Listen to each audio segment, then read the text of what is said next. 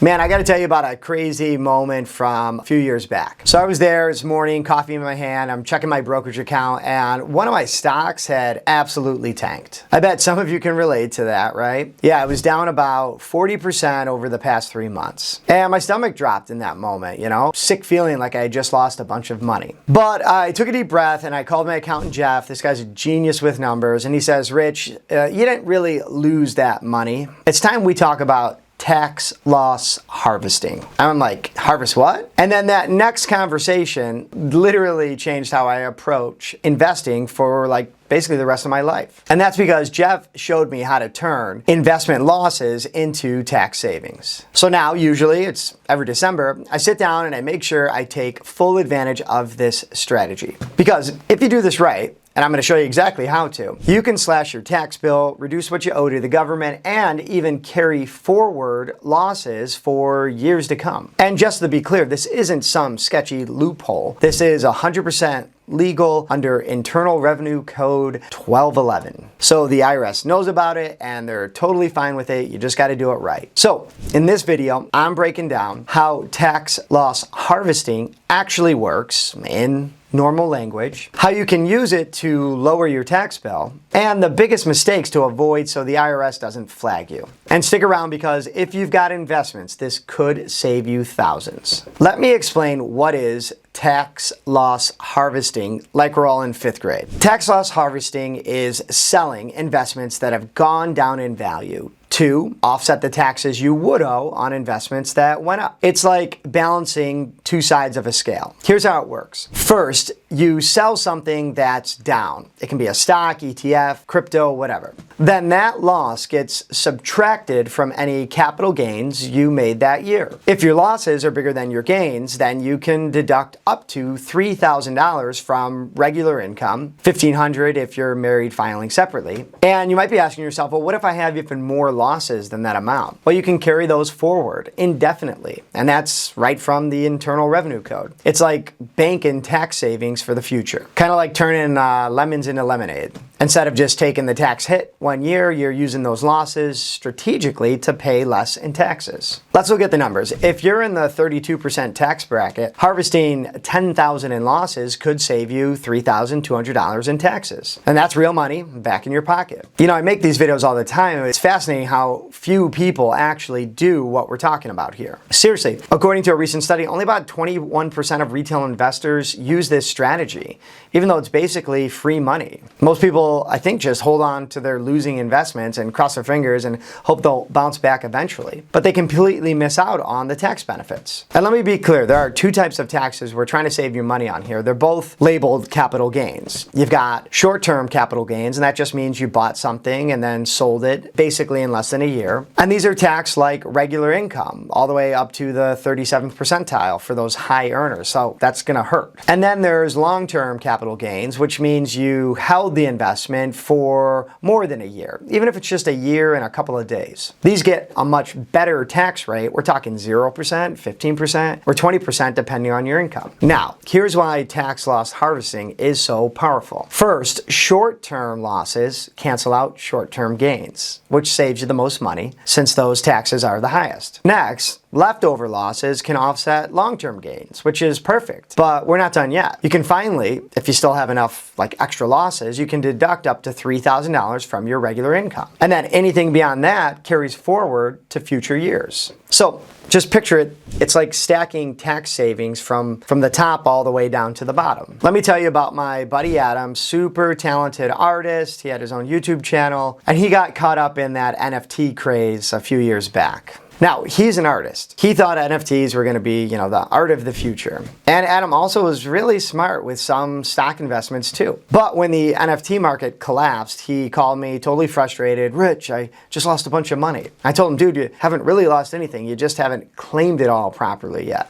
So once he calmed down, we looked at his portfolio, and there was about $10,000 in NFT losses, but there was also around $8,000 in gains from his stocks. So before December 31st, we harvest those losses. He sold the losing assets that completely wiped out the taxes that he would have had to pay on those $8,000 in gains. And the way the numbers worked out, he had an extra $2,000 in losses. So that reduced his regular income that year, and instead of owing capital gains tax on the $8,000, he owed nothing. So for Adam, this wasn't just about the money he saved this year. He now had a strategy, like you do, that he could use every single year. But you gotta watch out about one thing, because before you go start selling everything and then trying to buy it right back, there's something called the wash sale rule. Now, this is the IRS's way of making sure people don't game the system, right? So if you sell an investment at a loss, you can't go and buy the same or a substantially identical investment within 30 days, and that's before or after the sale. If you do that, the IRS won't let you deduct the loss. And they take this super seriously. I found a court case, Doyle v. Commissioner. The court ruled against someone who tried to do all this clever stuff, but they didn't get away with it. And it might sound crazy, but this rule applies across all your accounts, really, even your spouse's accounts. So if you sell Apple stock at a loss and then your spouse buys Apple stock within 30 days, then that loss is disallowed. And as of this recording, this is new, this rule applies to crypto too. Before 2025, crypto had this loophole, but not anymore. So to my business owners out there, I want you to think about how using this strategy could help you. My buddy Greg, he owns some commercial real estate, stocks. He loves this strategy. So he had about 25,000 in short-term stock gains, and then he actually had 30,000 in losses from some real estate stocks. Instead of paying taxes on the 25K gain at his regular income rate, he harvests those losses. And the result, Greg owed 0 capital gains tax and had an extra 5K loss to carry forward. So yeah, he ends up saving, thousands from spending 20 minutes using this strategy before the end of the year. Oh, and he's in the highest tax bracket, like 37%. So each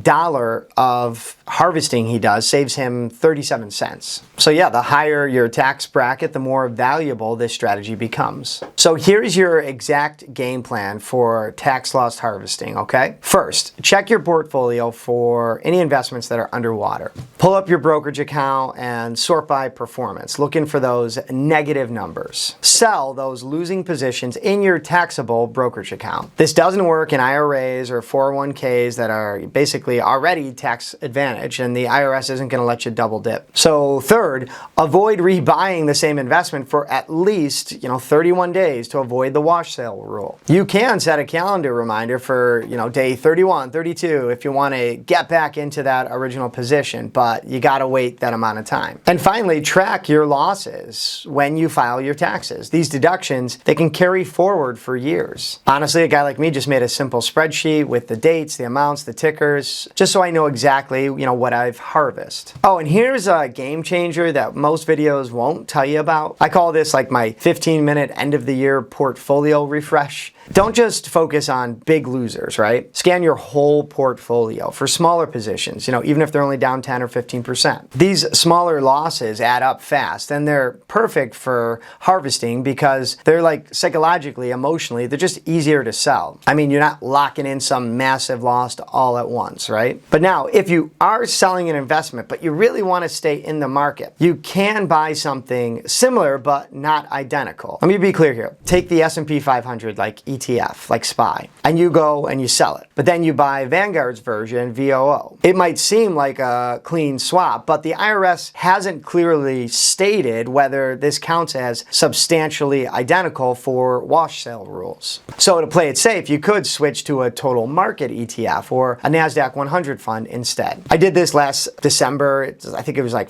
ETFs. They were down around 8 to 15%. And again, takes 15 minutes, saves you a couple thousand in taxes. And another pro move, look for funds or stocks with higher dividend yields. That way, when you swap investments, you're not just getting a tax benefit, you could also be positioning yourself for better returns next year. I kind of like to think of this as my portfolio optimization harvesting time. You're using tax loss harvesting as an opportunity to ditch the underperformers while preserving your overall investment thesis. It's kind of like getting the tax benefit and potentially improving your future returns at the exact same time. Tax loss harvesting is one of the easiest ways to lower your tax bill, but you have to do it annually before December 31st. I use it every year. Adam saved a ton. Greg dodged that huge tax bill. And now you can too. If you got questions, drop them in the comments. And if this helped, hit subscribe and turn on notifications. I'm dropping a follow-up video soon on tax loops that the rich use that you can too. And you definitely don't want to miss that one.